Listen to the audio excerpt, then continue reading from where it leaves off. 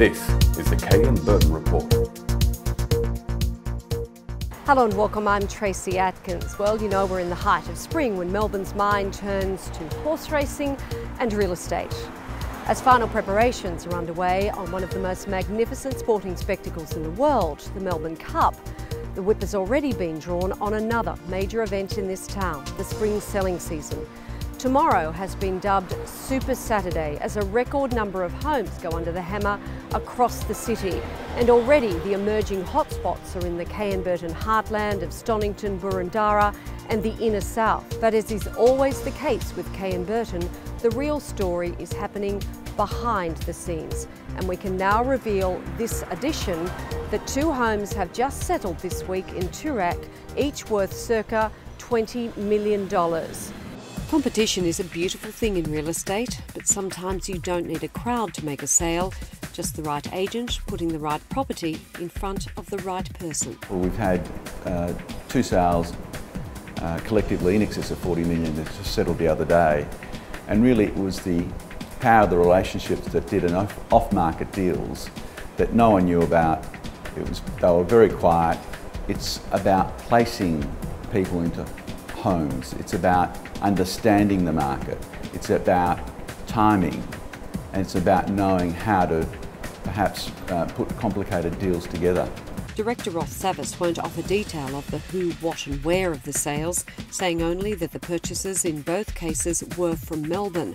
A reminder, he says, of the depth and commitment of this local market to perform at the very highest level. You mustn't forget, the power of the local market, because I can tell you that there is a lot of local people who are investing back into the real estate market, and they see it as a secure long-term investment, and they're very comfortable with it. Less comfortable, though, will be those buyers chancing their luck tomorrow on the auction front. Thousands are expected to hit the city's nature strips to raise their hands as part of the biggest auction Saturday on record. Over 1,500 properties are set to go under the hammer in Metro Melbourne. That'll be a record for a Saturday auction event, and nearly 200 properties listed in the Inner East. Kay and Burton has scheduled almost 30 homes to go under the hammer. Finding a standout amongst the high-quality offerings is difficult, though early reports from agents are that it should be a very busy day if the number of contracts that have gone out already are any indication. All of this falling in line with new data from top property economist Dr. Andrew Wilson, who says the Kay and Burton strongholds are the standout performers of the season. Again, the Inner East reported the highest prices growth over the quarter, median house price up by 6.4% over the quarter and up by 13.4% over the year. If you look at the clearance rates in the areas that we operate in for the last sort of 3 or 4 months, it's been between 80 and 85% against a general market clearance rate between sort of 70 and 75%. So we're tracking pretty well. There is still a great thirst for the marketplace, both locally here, interstate and offshore. Now that is also to take up the demographic of the Asian market, but also the expats as well. So we are seeing all segments at the moment still performing and inquiring very, very well on property. The offshore buyer phenomena also continues to play an important role in the current market strength. Kay and Burton agents reporting inquiries from expat and Asian buyers becoming the norm rather than the exception across all levels of the market. Their ranks swelling as the Aussie dollar shrinks. With the Australian dollar dropping, we've noticed considerable interest coming from offshore. So expats, but also people who are relocating to Melbourne, and certainly investors from offshore turning their eyes to Melbourne at the moment. Kay and Burton's China specialist Jamie Mee agrees the dollar is proving a significant attraction right now, but not so much with the publicised billionaires as an emerging middle class. Initially, they wanted to settle in Australia and they needed a good home, whereas in the past it's all about investment. So I guess, so the demographic, if you like, would be changed from pure investor to your mum and dad, and also your premium significant visa applicant. The Kay and Burton Report, proudly partnering with NAB Business Banking. To subscribe, go to kburtonreport.com.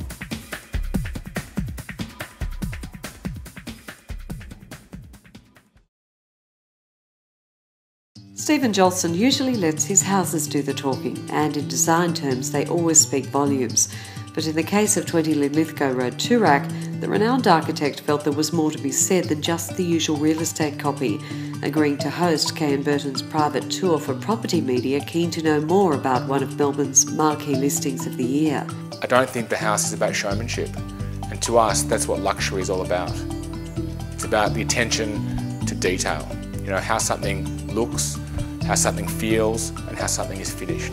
The intimate tour offered not just a journey through this extraordinary house, but also into the incredible commitment that Jolson and his clients made in creating it, spending 5 years alone on research, planning and design, and then a further 2.5 years on the build. It's a rare opportunity to work with clients who want to invest in high quality contemporary design and give us the opportunity of designing a home that is holistic in terms of crossing the lines of architecture, interior design and landscape design. It was almost described as creating Toorak's largest apartment.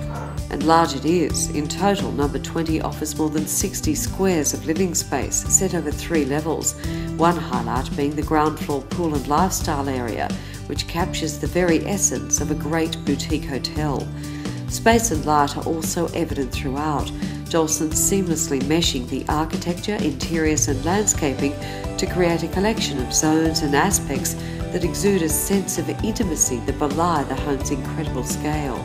We engage with the spaces daily, so there weren't rooms just to walk past, and the idea was to create spaces that were, you know, really usable and open. 20 Linlithgow is being offered for sale via expressions of interest, Managing Director Michael Gibson setting their campaign to run both domestically and offshore. With its incredible flexibility of space and world-class credentials, both the agent and the architect agree it will undoubtedly attract interest across a broad demographic, though most likely, they say, the buyer will be someone who simply falls in love at first sight. People will walk in here and they'll be amazed by it.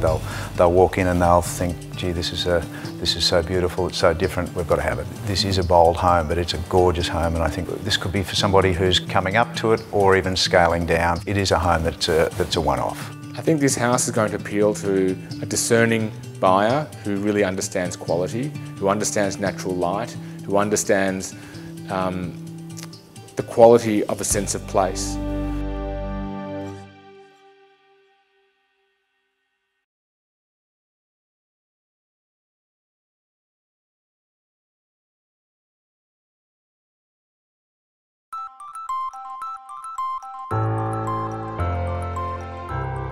Spring always seems to bring out the beautiful things, and real estate is no exception.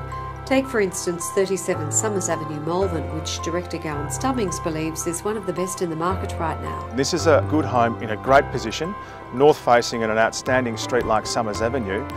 You would expect to have good buyer inquiry, and that's what we're seeing.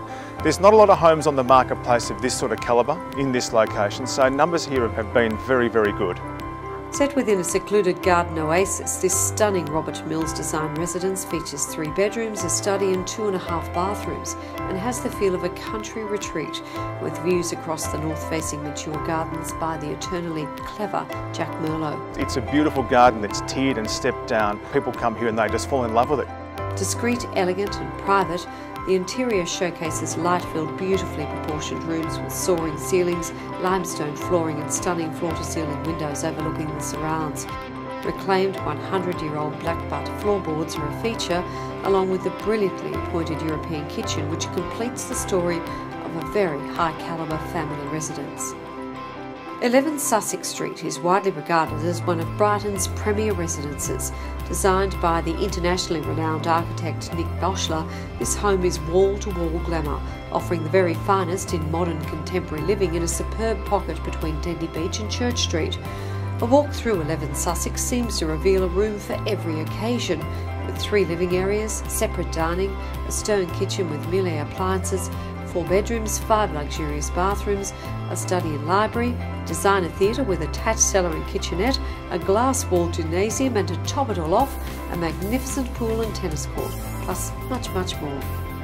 And at the opposite end of the design spectrum, but equally as coveted in Brighton, is 43 Middle Crescent, a magnificent 1850s Victorian residence complete with tennis court, pool and stunning gardens. The home itself is a statement in contemporary family living, with stunning interiors by Charlotte Hines that capture all that's required of modern upscale family living without sacrificing the home's stunning period detail. There's a smashing array of formal and informal living, dining and entertainment areas, as well as 6 beautifully appointed bedrooms, and all this in a wonderful lifestyle location alongside the top private schools and cosmopolitan Church Street.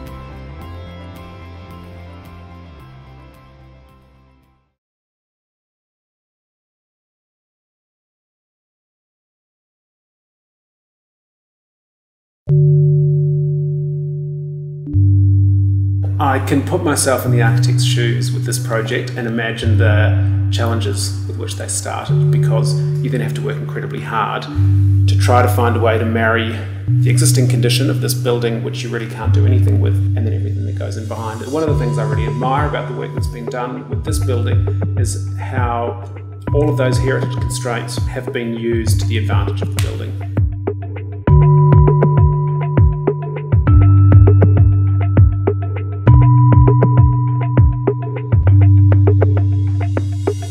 For me, the great success of this house is that you have this very comfortable but clear relationship between the Victorian house, which sits basically at the street, and then what's gone in behind. And there are lots of moves that have been made through this property where the line between old and new is very clearly demarcated.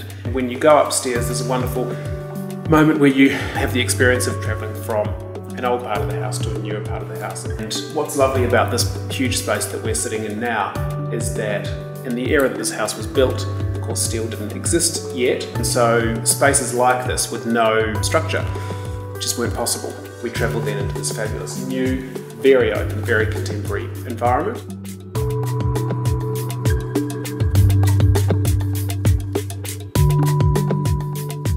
You know from the moment that you walk through the front door that you're dealing with a heritage building.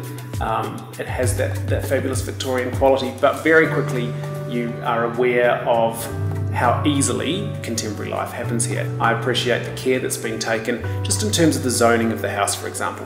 We basically have a children's zone on the first floor, so sort of teenage retreat, bedrooms and associated bathroom and robe. And then on the top floor is the parents' retreat and the gym, and I think that clarity of zoning works incredibly well here. There's a whole lot of mining away that's been done to then create this very contemporary family home.